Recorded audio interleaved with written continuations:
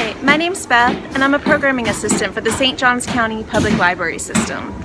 I am here today at the Ximenez-Fatio House, a 200-year-old house museum in downtown St. Augustine. I'm here to meet with the museum's director and historian, Dr. Roger Smith, and the archivist and curator, Taryn Rodriguez-Boette, who they're going to talk to me a little bit about a brand new exhibit they have here called I Lived Here as Well, which is all about the enslaved people and servants, what their life would have been like during the 19th century. And we're gonna take a look at the new exhibit and see what life was like for them. So let's go ahead and go inside and meet with Dr. Smith and Ms. Rodriguez-Boette. So I'm here at the Ximenez-Fatio House in downtown St. Augustine. This was a boarding house, and it's really quite grand. You can see they have it set up with how the home would have looked in the 19th century. You can see the nice courtyard.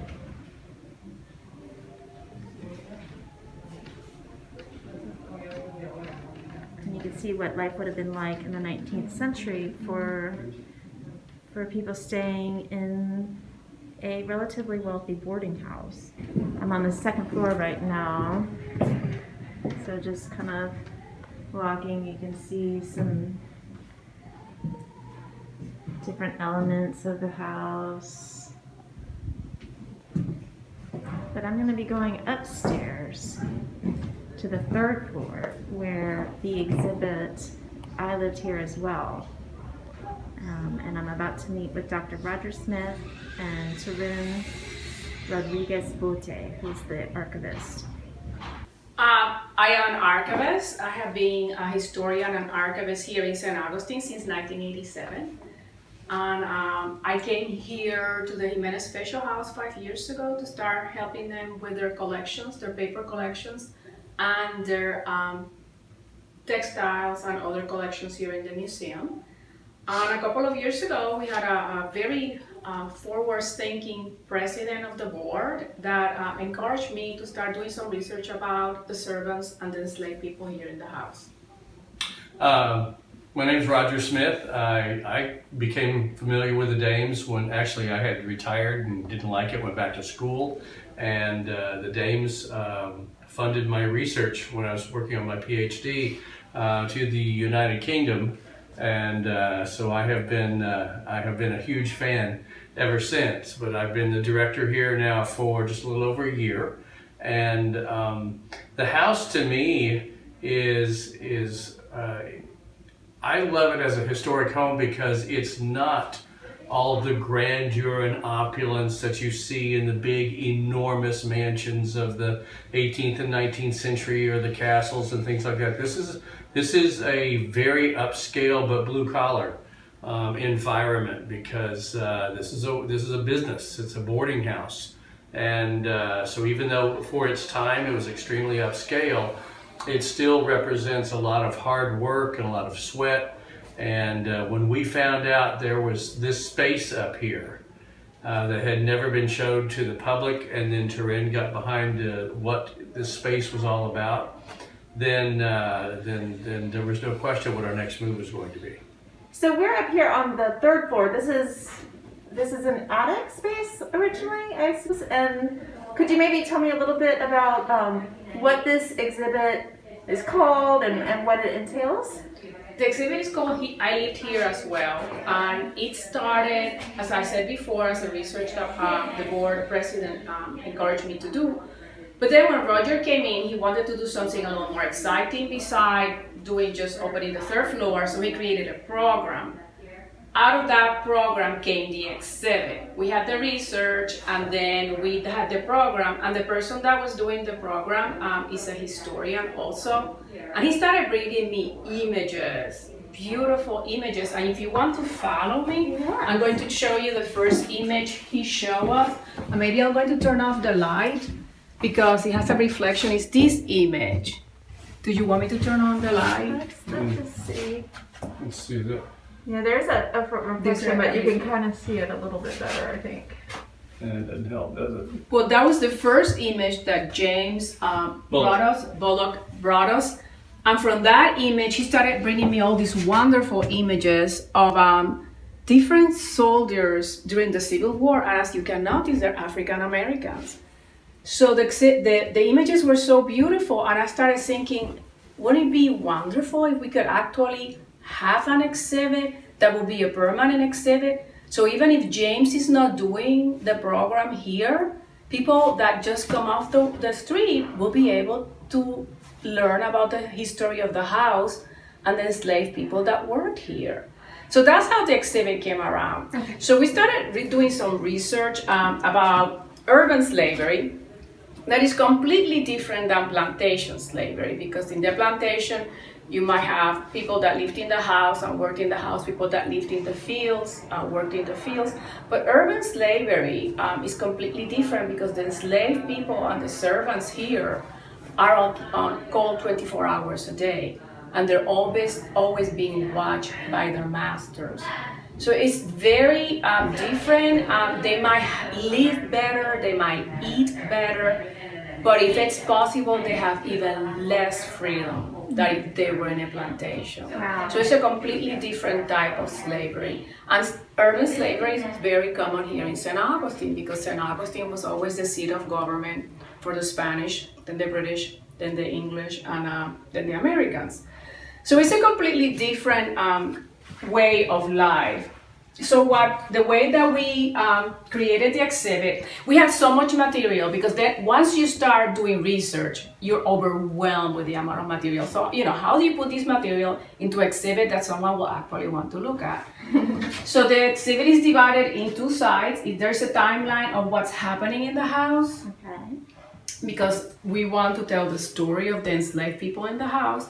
And then there is a parallel timeline of what's happening in St. Augustine, in Florida, and in the United States. Oh, wow. So you're going to learn about the Civil War, but then you're going to learn what's happening at the Ximenez-Fatio House during the Civil War. Who's here? Who's the owner?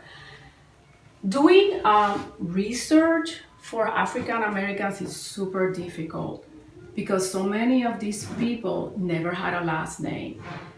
As a matter of fact, they were absolutely invisible. The expectation was that everything in the house was going to be perfect, but it was like if magic happened. These people are completely invisible. So how do you document people that are invisible to everyone else? And then what is wonderful is then that after the emancipation and after they are free, suddenly these invisible people start appearing in front of our eyes. Suddenly we have descriptions, we have names. But before the Civil War, is super difficult. So we use a lot of material, secondary material, in the fact that I had to look into houses in other places of the United States in the South, because I knew that what was happening in St. Augustine during that period is a reflection of what's happening in the rest of the country in the South. So that's how the exhibit comes around. So we have, images that might represent some of the enslaved people that were here, and then images that are from the house. For example, Mr. Longo, he is important in the exhibit because he gives some enslaved people to one of the owners of the house, and these enslaved people have names. So suddenly we have people that have names, and they become very real to us. And then, as I told you, James started bringing us all these wonderful images of the Civil War and how the African Americans joined the Union freely, and sometimes have to join the Confederate Army because their owners make them do it. So you're going to have African Americans with both uniforms. But the stories of the ones that joined the Union are amazing stories, because they know there's no way to go back. If they don't win this war, they're going to be slaves, so they might as well die trying. So we use, for that story, we use the journal of one of the captains of one of the militia. He was a white abolitionist from New England, and he is given the first voluntary militia from South Carolina, and they're all freed slaves. Yeah. And he sees them realizing that if they lose the war, they lose everything. So these people are going to do anything to win this war. So I mean, these are stories that are really heart-wrenching. That's how we bring it out through the program that James does. He portrays 5 different people in this program. He's 65 years old, and every person he portrays is a 65-year-old. But one character is Antonio, and it's 1806. And he's a free black person who works here on the property for Mr. Ximenez, and he talks about the Second Spanish period. But then as he steps into another room, he'll slowly, while he's talking, he'll remove his jacket and put on a vest, and then his conversation changes somewhat, and he turns to the crowd and reintroduces himself. Hello, my name is Moses, and I lived here as well. And that's the whole idea, is that these people lived here too. These people worked here too. These people had lives here just as well as anyone else. And then as Moses, he takes you through, and the audience will change. When Antonio's greeting them at the very beginning, these are folks who have just gotten off a ship out in the harbor. They're here at our grocery store downstairs to buy supplies, and he's helping them out. When they step into what used to be a tavern and then became a lobby to the boarding house, he's talking to them as the newly arrived enslaved staff of guests who are staying in the house. And so he takes them into the dining room, the scariest room in the house, because he's letting them know this is where you can't make any mistakes. This is where you don't look people in the eye. You don't speak unless spoken to, and normally you look at me and I'll speak for you. And he gives them these instructions. And then he brings them up here to the 3rd floor to let them know where they're going to stay, and introduces them to this floor and to its contents. They're going to step this way, but you can see it. The exhibit continues. This is actually one of the characters that James portrays. His name is Wilfred, and this is a drawing from Harper's Monthly magazine from 1874 to 1875, and he's actually identified as someone who worked here in this house. And but this is the idea. This is where things were stored. It's where broken furniture was brought to be repaired, and it's also where they threw down their pallets and they had a place to stay, and for however long their owners were staying, this is how long they were occupying this area. And then you come down the stairs, and James doesn't take you on a tour of the entire house. He just shows you what his duties are in the house. It's a program about what he did for a living, how he existed when he was enslaved, what his duties were. At one point, he looks out the window and he says, "Oh, I see Miss Smith's roof next door is going to need some work on it. I hope they don't loan me out." And to kind of remind us that was something that could happen. It's to give a history of the house, but give a history of the people of color, both at a time when just because you're black didn't mean you were enslaved, but there were black slaves here, to another time where if you were black and living in this house, you were a slave. And then into a time where you weren't sure, into a time when you were definitely free, and this was where you worked, this was your job. So it tells the whole story of the house instead of just portions of it. Is our attempt this has always been a house. It's a story about business. It's a story about women owning business in the 19th century, which is unheard of. And now we're hearing the African American side, and we're very excited about it. And everyone who has attended the program has been very excited and moved by what they've seen. James is absolutely fantastic. But again, like Taryn pointed out, we wanted this to be an existing exhibit, so that when we weren't having that special program, that people touring the house on a regular tour can come up here and see what this this third floor might have looked like. Right. Could you maybe walk me around and show me some points of interest in the exhibit? Well, if you were attending the program with James, he will have come here as his character Moses, and he's sitting here, and he's telling people how he's cleaning some shoes because he's trying to make a little extra money. And that was really difficult to do because at one point you could have been doing something for someone else beside your master, but then your master might have wanted that money because in essence he was renting you out. So Moses is really walking a fine line of what he's supposed to be doing and what he actually wants to do. But what he does is he instructs the new enslaved people where they're going to be sleeping. So this room, there's luggage here from the owners and the boarders, and there's furniture that needs to be fixed because it's broken, and that's Moses and everyone else's job to do.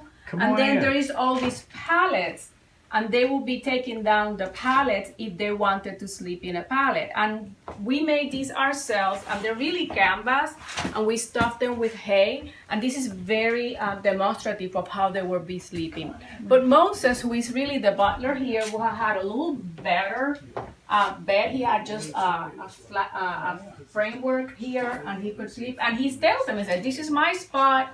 Men are going to be sleeping here. Women are going to be sleeping here. And it's very important that when you come into this room, I don't want any tears. Because if you think you had it bad, I had it worse. Because if you make a mistake, I am the one who's paying for it. So we see the dynamic of the people that lived here, because you have the regular slave people that are owned by the owners of the house, and then you have the slave people that were brought in with the boarders. And if you think that you're in a bad situation, you're in a worse situation if you're just visiting. So it's very interesting, and the space is really an interesting space because it's so big. But again, as I said before, we have everything that was broken that was supposed to be fixed, everything that is not being used, and then the luggage of all the boarders, because they're going to be spending the whole winter with us. They're not going to be just 2 or 3 days. They'll spend the whole winter with us, so we have to take their luggage upstairs. The exhibit also continues, in which we go through 1889 when Frederick Douglass was here. But also, and this is one of the images that James brought us, you have the Negro League, the baseball, that is so important for the African American experience. He brought this great image. I said, I need to show this image somewhere.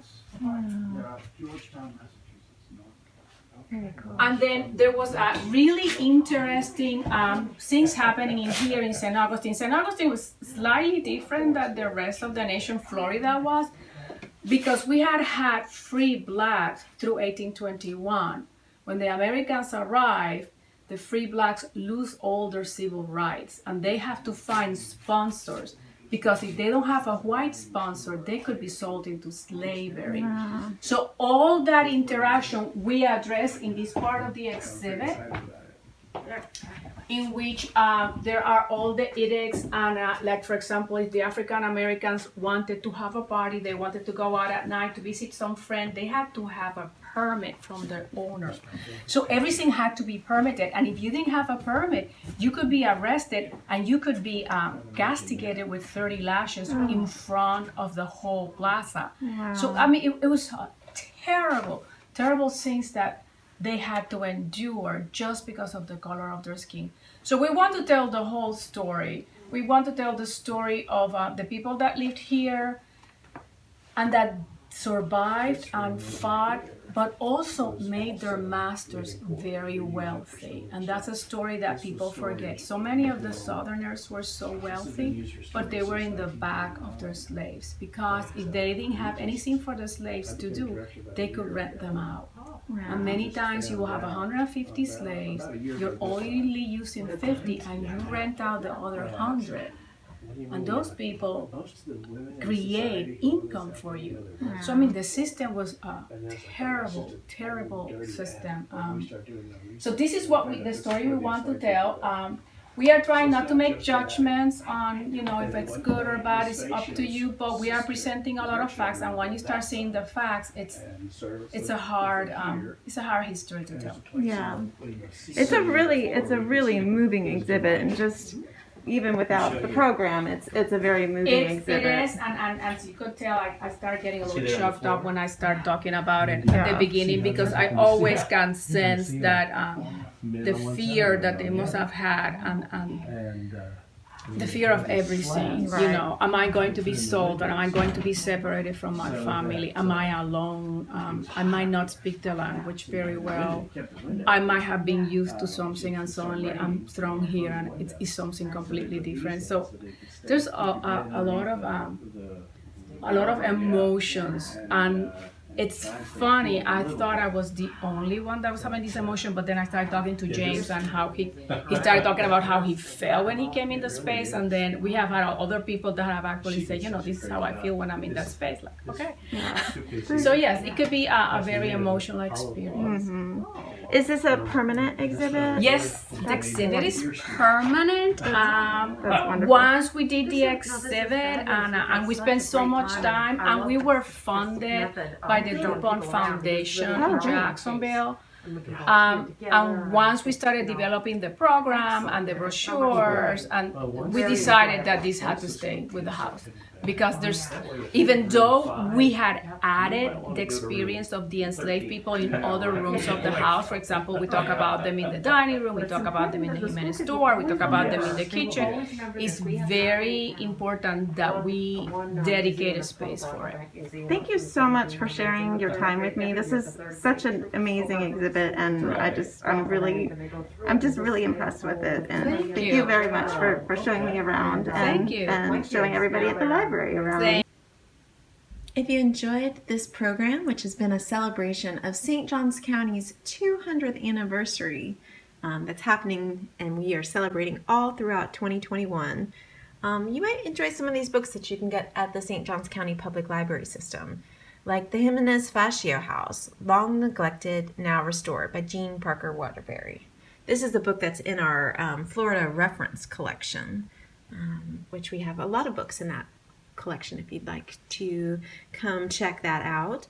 There's also this book, Historic Homes of Florida's First Coast by Mary Atwood with William Weeks, and this has a nice chapter on the Ximenez-Fatio House. This PBS documentary, America's Untold Story, Secrets of the Dead. This is a history of, it's a really great special, and it's a history of St. Augustine's long 455 plus history, and the diversity that existed on Florida's first coast from the very beginning of European settlement. This book, American Colonies by Alan Taylor, is also fantastic. Now this book covers more of the entire America's colonial history, but there's a nice section on St. Augustine, and again about its rich diversity. And then another book that you might enjoy is Oldest City, The Story of St. Augustine, which is edited by Susan Richburg Parker. This has, each chapter is a different era in St. Augustine's history. If you want some more book choices, just ask anybody at your local library. We'd be very happy to help. Or you can look at our catalog online, www.sjcpls.org.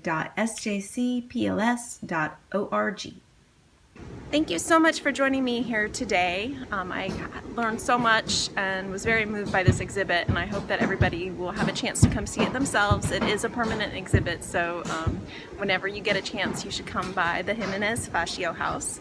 If you enjoyed this program, please like it, comment on it, and share it with your friends. Please stay tuned to the St. Johns County Public Library System's website, Facebook page, and YouTube channel for more great programming. And we hope we see you in the library very soon.